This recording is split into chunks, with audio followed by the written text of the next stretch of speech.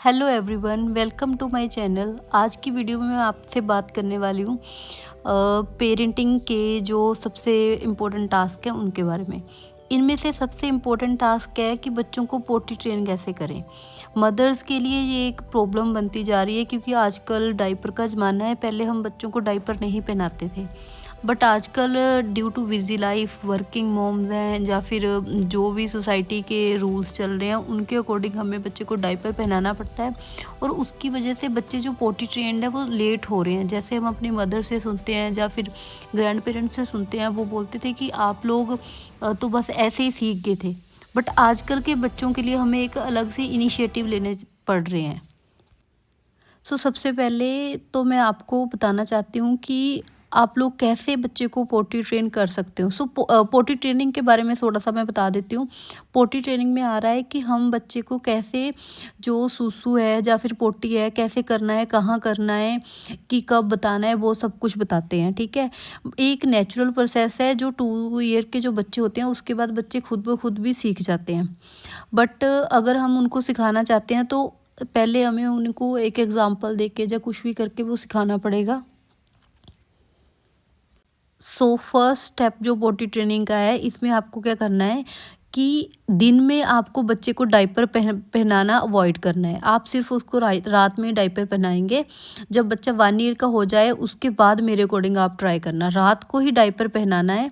जिससे क्या होगा कि आप दिन में आपको काफ़ी टाइम मिल जाएगा, जिस टाइम आप बच्चे को असेस कर सकते हो कि बच्चा किस टाइम पे सुसु कर रहा है, कितना उसका होल्ड पावर है या फिर कुछ भी है। ठीक है, सबसे पहले आपको दिन में उसको डाइपर फ्री रखना है। उसके बाद आपको क्या करना है कि उसको थोड़ा टाइम के लिए, जब भी वो खेल रहा है उसको 2 घंटे के लिए या 3 घंटे के लिए उसको कुछ भी नहीं पहनाना है। लाइक उसको नो अंडरवियर, नो पजामीज वगैरह कुछ भी नहीं पहनाना है। इससे क्या होगा कि जब बच्चा ऐसे ही रैंडमली सुसु करेगा तो उसको पता लगेगा कि मैं कुछ कर रहा हूँ, कोई एक्टिविटी कर रहा हूँ जो उसको आवाज़ आएगी। जैसे फर्श पे वो सुसु करेगा, उसको पता लगेगा फर्श गीला हुआ है, जो कुछ भी उससे उसकी एक्टिविटी जो है उसको नोटिस होएगी। अगर आप ये बात ट्राई करोगे तो मेरे अकॉर्डिंग आपको 100% रिजल्ट मिलेंगे। इससे 3-4 दिन में बच्चा इजीली पोटी ट्रेन हो जाएगा। दूसरा आपको क्या ध्यान रखना है, दूसरा आपको ये ध्यान रखना है कि आपको बिल्कुल भी पैनिक नहीं होना है। जैसे कि पेरेंट्स पैनिक हो जाते हैं कि उनका बच्चा कर रहा है, मेरा बच्चा नहीं कर रहा है, ये सब कुछ हो जाता है।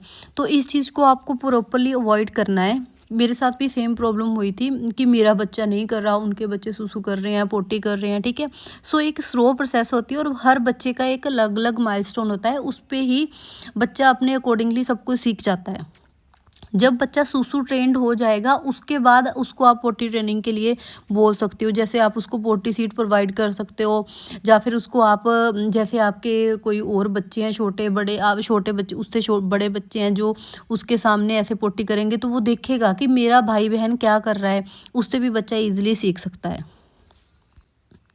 थर्ड मेरा व्यू ये है, थर्ड पॉइंट मैं ये बोलना चाहती हूँ कि अगर आप ये पोटी ट्रेनिंग ट्राई करना चाहती हो तो ट्राई करें कि ये सीज़न जो है वो विंटर का ना हो, क्योंकि विंटर में अगर हम बच्चे को विदाउट पजामी रखेंगे तो उसको प्रॉब्लम हो सकती है, विदाउट डाइपर भी नहीं चल सकता।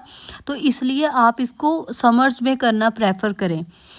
और अपने बच्चे की एक्टिविटी आपको बिल्कुल नोटिस करनी है। जैसे कि मान लो मेरा बेबी है तो वो 4 घंटे के बाद सुसु करता है, मुझे अब पता चल गया है तो मैं उसको ट्राई करवाती हूँ कि बेटा आपको सुसु आया है तो मैं ऐसे आपको आवाज़ निकालनी है, ऐसे करके आवाज़ निकालनी है जिससे कि वो ईजिली सुसु कर सके। जब अगर आप उसको वॉशरूम में लेके जा रहे हो तो वहाँ पे क्या करना है, आपको टैप ऑन कर देना है। टैप की आवाज़ से भी बच्चा इजीली सुसु कर सकता है। धीरे धीरे आप सब ये वाली चीज़ें ट्राई करेंगे तो डेफिनेटली आपका बच्चा सुसु करेगा। अगर आपको मेरी वीडियो अच्छी लगी तो इसको लाइक करें, और अगर आपको कुछ और कंटेंट चाहिए, किसी और टॉपिक के रिगार्डिंग वीडियो चाहिए तो प्लीज़ मुझे नीचे कमेंट कर देना। Thank you for watching.